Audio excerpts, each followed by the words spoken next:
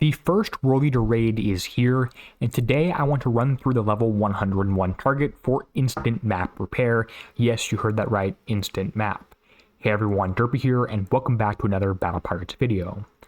I wanted to start out by saying that this target is much more complicated than the 100. I would definitely recommend watching that video first. I'm not going to go over all the techniques that I'm using in these targets in this one if I've already talked about it in the 100, because this video would get pretty long and it's already likely long enough. First up, I'm going to take out the 3 Inquisitors. I do like to enter on the bottom right of the target. This one has more of a path than the 100 does, so just keep that in mind here if you're watching at home. Everything I'm showing you is done in a really particular manner. Take out the missile turret and then chain onto the scatter once that's done. Now what you need to do is make sure there's nothing popped up here and then kill the penetrative turret. You want to kill this UAV turret here when everything else is popping up, fire enough shots to take that guy down and then chain onto everything else, and then immediately run away, and then hopefully you're going to be able to chain out the penetrative turret right here, which I was just able to do. This is important for how we're going to take out the scattergun later, otherwise you'll be sitting in the range of 2 penetrative things at the same time, which is not a good idea, or your gales are going to be overwhelmed. Next turret to kill is an invisible one. It's going to pop up right about here. You want to kill this UAV, again, outside of the range of the missile on the left and the scattergun on the right. Shoot at this guy, do enough damage to kill him, and then chain onto other stuff, and then run away, because you don't want to be fired at any longer than necessary. Grab the missile turret, take that one down, and you can even just start to skin the Inquisitors as you're passing by, because they don't do much damage if you're moving. Now let's go ahead and loop in and grab the Contagion. This one is not too bad. You can kill it very, very easily if you have 2 Gale ships. If you don't have 2 Gale Worldeaters, I'd recommend building the Flag as a Gale ship. Otherwise, and in the meantime, use your Myrmidon as a Gale ship, as a ship number 5 or something in the fleet, so you have 2 Gale ships in there. Now let's go ahead and grab the missile turret right here, importantly chaining onto the scatter on the left, long range one, otherwise you're forced to take damage from him. At this point, we're now going to go back towards the right side and hit some of the things that we missed in this target. Take out the short range scatter. Ideally, I would go inside and hit the Tetris shape piece, but we're going to do that one last because there's a long-range corrosive guy right there. Next up, there's a pretty difficult part in the target. What I want to do here is grab the missile without getting shot at or fired at by the corrosive one. It's possible, and just barely. You can see my range isn't even touching the turret, and I'm firing at that one. Go figure. Make sure, again, you're not shot at by the corrosive. Once that's done, go ahead inside the turret, grab the UAV. Once you're shooting enough damage to kill him, run away. And again, that gives your Gales more time to fire at the incoming UAVs. Grab the power pylon type turret, and then do a really wide swing out to the right. This turret cluster is one of the harder ones if you don't know what you're doing, but luckily you're watching this video and know this tip here. You might initially think you should chain on to one of these 4, but you shouldn't do that. What you should actually do is go up to the top here, grab the corrosive guy right here, and you would think that would chain off to the close building pink one. In actuality, it chains off to the left and hits the red turret as well as the death scythe missile, which works out in your favor because it means the next round of chaining will be even better for you here. So again, it hits those 3 on the left side here. Now we can hit the pink building and then chain on to 1, 2, 3 more turrets, which leaves a missile by itself. A missile turret by itself is no threat because your Gales shoot down everything from that one turret if it's by himself, so that's pretty easy there. Once that's down, let's now loop across to the left side here. What you can do is hit the missile at the core here from outside the target, which is really nice because you're not worried about getting in the range of anyone else. That should take almost everything down. Unfortunately, it looks like it did not quite do that, but luckily for us, it did actually leave a short-range scatter that we can chain off of and hit 1, 2 things, so I'm not too worried about this one.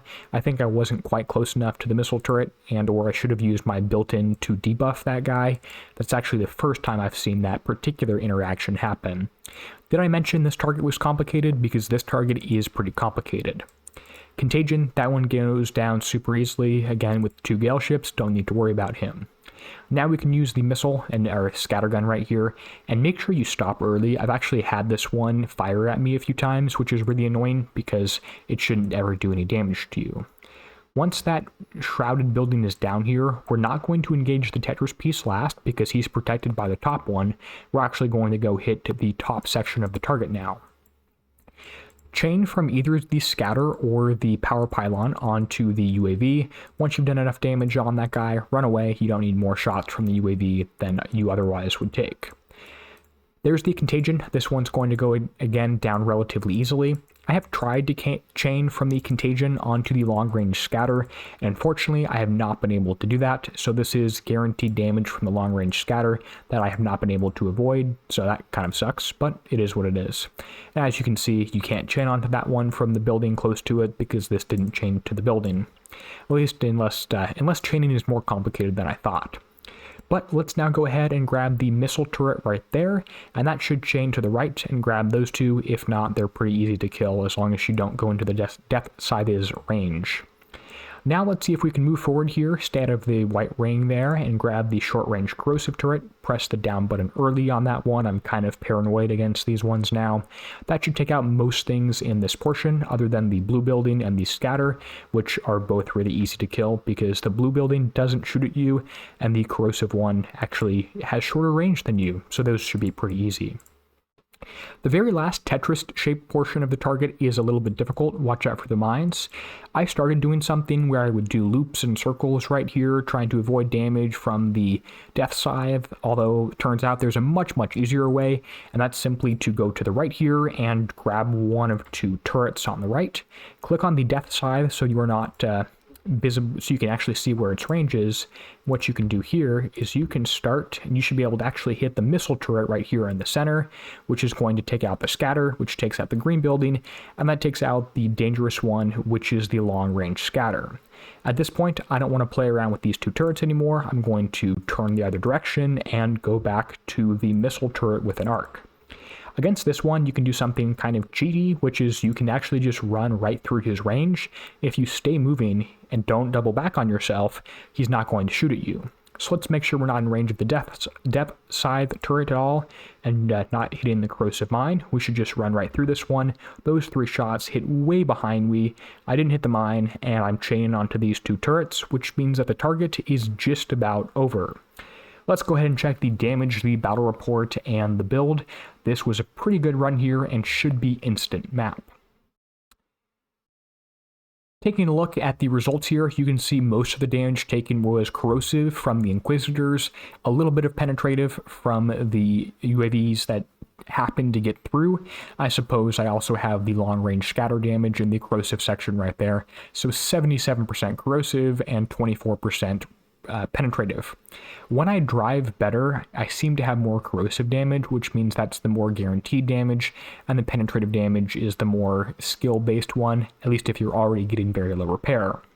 Speaking of very low repair, this is 5 minutes and 37 seconds, not quite instant map repair. I will edit the thumbnail so that this does not say instant map repair, but I'm not going to film the video again here because this was a pretty good run here.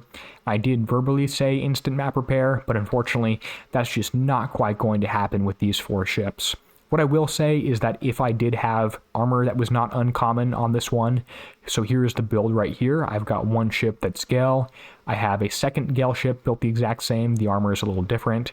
If I had one or two plates that were a little different or got a little luckier with some of the UAVs, this would definitely be instant map. So I'll edit the thumbnail and stuff like that, but unfortunately I'm not going to re-record the intro on that one.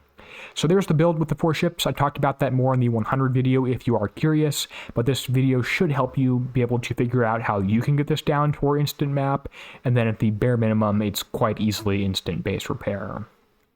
With that said, I want to give a huge thank you to the channel members whose names appear on the end screen now. They're helping make videos like this one released the first day of the raid possible. And until next time, this is Derpy signing out, helping you be a better pirate.